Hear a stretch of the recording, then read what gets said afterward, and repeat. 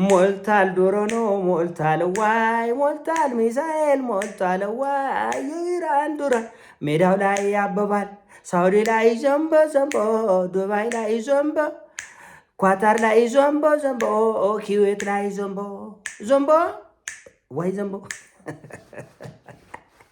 ሰላም እንዴት ናችሁ? በያላችሁበት ሁሉ ነገር ሰላም ነው። አሽን አንድ ያላችሁ ሞኝላችሁ አለ ቢስቲስ ጎንዶሎ ወዳችሁ ላይክ እና ሼር ያደረጋችሁ ሐሳቦቻችን ለብዙዎች አካፍሉ። ለዚህን ከልብ አመሰግናችኋለሁ። ሐሳቡ ሲሞቻችሁ 3000 ላይክ እንድትገጩት በትህትና አጋብዛችኋለሁ። ዛሬ ወደ ሚዛናችን ዘላችሁ መጣን። እንግዲህ በመካከለኛው ምስራቅ ጦርነቱ እጅግ በጣም በአደገኛ ሁኔታ ተፋፍሞ ቀጥሏል። የኢራን ድሮኖችና ሚሳኤሎች በኳታር ላይ በሳውዲ ላይ በአረብ ኤሚሬት ላይ እየዘነበ ነው ያለው።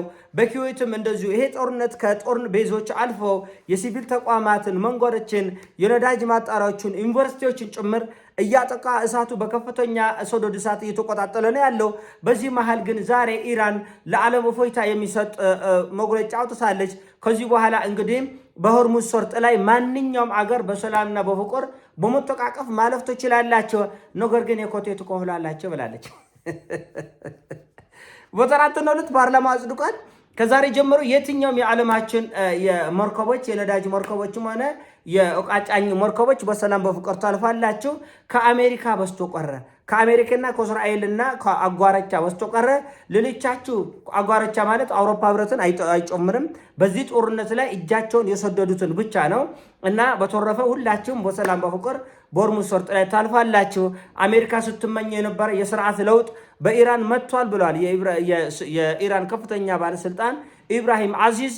የስርዓት ለውጥ በኢራን መጥቷል። ለውጡ ግን በኢራን ምድር ላይ ሳይሆን በሆርሙዝ ሰርጥ ላይ ነው። ከዚህ በኋላ የድሮን ሆርሙዝ ሰርጥ ለአንዴና ለመጨረሻ አታገኙትም። ከዚህ በኋላ ሆርሙዝ ሰርጥ እየከፈላችሁ በደረሰኝ ነው የምታልፉት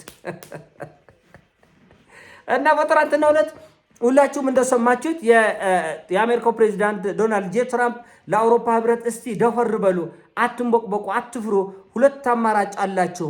የአውሮፕላን የጦር ጀት ወይ ከአሜሪካ ትገዛላችሁ ወይ ደግሞ ደፈር ብላችሁ ጠንኮር ብላችሁ በአንድነት ሆርሙዝ ሰርጥን ሂዱና አስከፍቱ ብለው ነበር።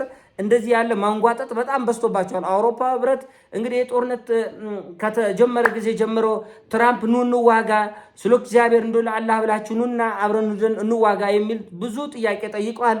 ያን እምቢ በማለታቸው ምክንያት ስድብ መንጓጠጥ ነው የደረሰባቸው በአሜሪካ መንጓጠጥ እና ቀንና ሰዓት ጠብቀው አውሮፓ ህብረትም አሜሪካን የተበቀለ ይመስላል። እንግዲህ የፈረንሳይ ፕሬዚዳንት ኢማኑኤል ማክሮን ጭራሽ እንኳን ሄደን ልንዋጋ እንኳን የጦር ጀት ልንልክ እንኳን የጦር መርከብ ልንልክ ቀርታ የአሜሪካ የጦር ጀት እንኳን በፈረንሳይ ምድር ላይ አይሄድም ነው ያሉት። አረ ሜዳ ላይ ዘንቦ ጋራው ላይ ዘንቦ አለ ጥላሁን ገሰሰ። እውነቱን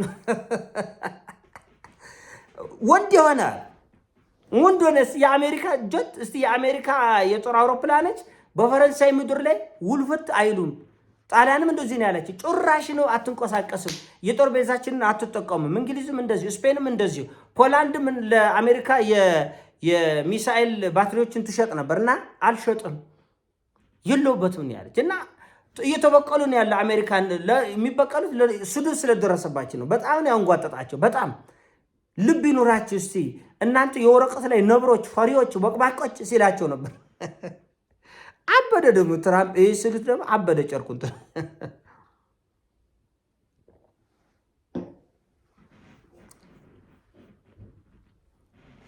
ትራምፕ አበደ። እንዴት እንደዚህ ይሉኛል፣ እንዴት እንዲያረጋሉ ብሎ ጨርቁን ኔጣለ።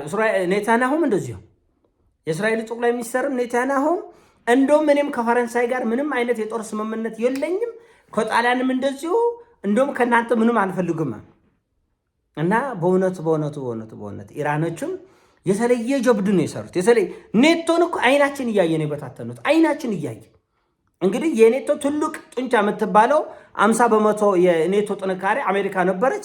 አሜሪካን ጨርቅ አስጥሎ አባረሩ። ግማሹ የኔቶ አገር ሂደን ዋጋ ይላል፣ ግማሹ ደግሞ ኧረ ይቅርብን ይላል፣ ግማሹ ጭራሽ የአየር ክልሌንም አልፈቅድም ለአሜሪካና ለእስራኤል ይላል።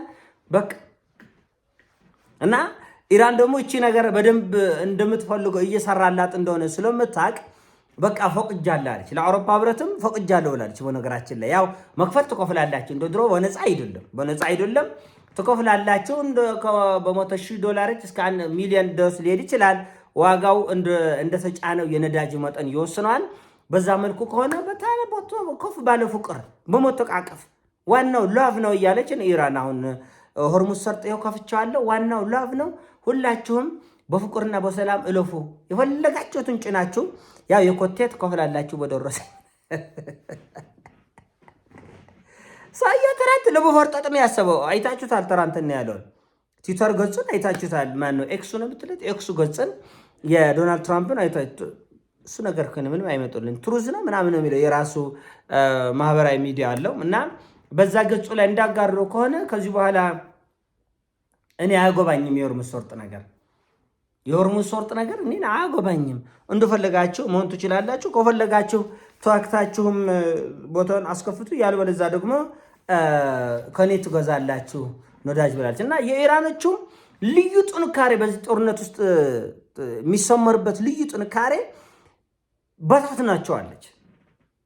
እንዳልካቸው አንደኛ የሚመጣው ሀሳብ ይለያያል። ለምሳሌ አሜሪካ የምትለው ሌላ ነው፣ አውሮፓውያኖቹ የሚሉት ሌላ ነው፣ መካከለኛ ምስራቅ ያሉ ሀገሮች የሚሉት ሌላ ነው። ይህን ጦርነት በተመለከተ የመካከለኛ ምስራቅ ሀገራት ኢራንን አዳክማቸውልን ዶፍጠጣችልን። በነገራችን ላይ ሳዑዲ ያታወቅባት እጅግ በጣም አደገኛ መሰሪያ ሀገር ነች። በዚህ በመካከለኛ ምስራቅ ሳዑዲ የምትሰራው አሻጥር ሱዳንን ያፈረሰ እኮ ሳዑዲና አረብ ኤሚሬቶች ናቸው። ሙሉ በሙሉ ነው ያፈረሷት። የመንን ያፈረሱት እኮ ሳዑዲና የተባበሩት አረብ ኤሚሬቶች ናቸው። እና እነሱ ለሚፈልጉት የጦር ስትራቴጂ እንደገና የተባበሩት አረብ ኤሚሬቶችም የራሷን ያክል በመካከለኛው ምስራቅም ሆነ በአፍሪካ ቀንድ ላይ የራሳቸው ትርምስ ይፈጥራሉ። እና ኢራን ቋንቋቸውን እንደ ባቢሎን መጽሐፍ ቅዱስ ላይም ቁርአን ላይም አለው መሰለኝ ይሄ ታሪክ የባቢሎን ሰዎች ቋንቋ ፈጣሪ ቀያየረባቸው ይላል።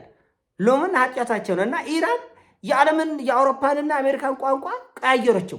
መጀመሪያ አሜሪካ ከአውሮፓ የምትለው አይግባባም። ቀጥሎ ደግሞ አሜሪካ አውሮፓኖች እርስ በርሳቸው የሚሉት አይግባባም።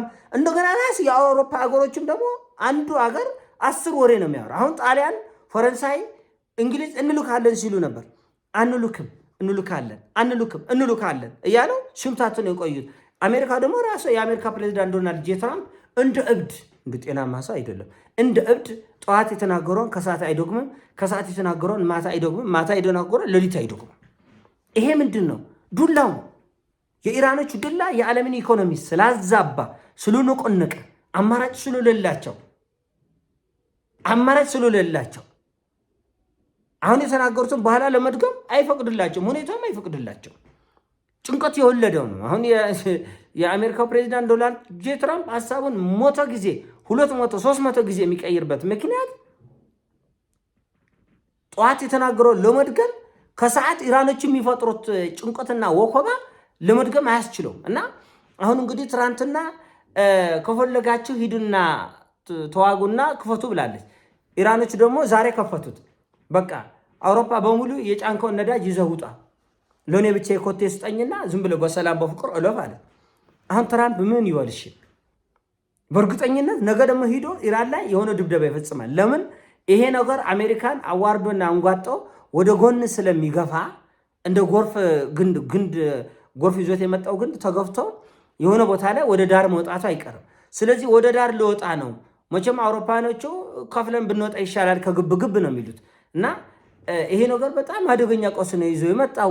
እንዳልኳችሁ ኢራኖቹ ሆርሙዝ ሰርጥን ከፈቱት እንጂ የነዳጅ ማመንጫዎችን አሁንም እየመቱ ነው። የነዳጅ ማጣሪያዎችን፣ የነዳጅ መጫኛ ማውረጃዎችን ጭምር እየደበደቡ ነው። መርከቦችን ሁሉ እየደበደቡ ነው። በአረብ ኤሚሬት፣ በተባበሩት አረብ ኤሚሬትም፣ በሳዑዲም፣ በኳታርም ያሉትን ሁሉ ሌሊትና ቀን ነው እየቆጠቆጡ ያለው። ነገር ግን ያው የተጫኑ ከ1900 በላይ ነው። በነገራችን ላይ ያለው መርከብ 1900 ሰላማዊ ሰልፍ በሉት። በቃ የመርከብ ሰላማዊ ሰልፍ ነው ባህር ላይ ያለው። በጣም የሚያስጨንቅ ነው። ለወራት የጫኑትን ጭነው ባህር ላይ መንሳፈፍ በጣም አደገኛ ነገር ነው። በጣም አስቸጋሪ ነው። አማራጭ ስለጠፋ ነው። አይተፉት። እሺ ምን ያደርጉታል? እንግዲህ ከ1 ወር በላይ ነው ያሉት። ይሄ የተጫነውን ነዳጅ መልሶ እንዳይገለብጡ ራሱ አረቦቹ የሚጣራውን ነዳጅ መጣያ አጥተዋል። መጣያ የት እንደሚያስገቡት ተጨንቋል። ምክንያቱም በቀን ኢን ሚሊየንስ በ100 ሚሊዮን በርሚል ነው የሚወጣው ከዚህ አቅጣጫ እና እንኳን ከመርከብ ላይ ያለው ሊያራግፍ ይቅርና ራሳቸውም የሚያጣሩትን የት እንደሚያስገቡ ተጨንቀው ነው ያሉትና ኢራኖቹ በጣም የሚያስደንቅ የሚፈልጉት አይነት ውጤት እያገኙ ይመስላል። ይሄን አሳው ነው። አሳሲሞቻችሁ ላይክ አርጉ፣ ሼር አርጉ። ወዳቻለሁ። ፒስ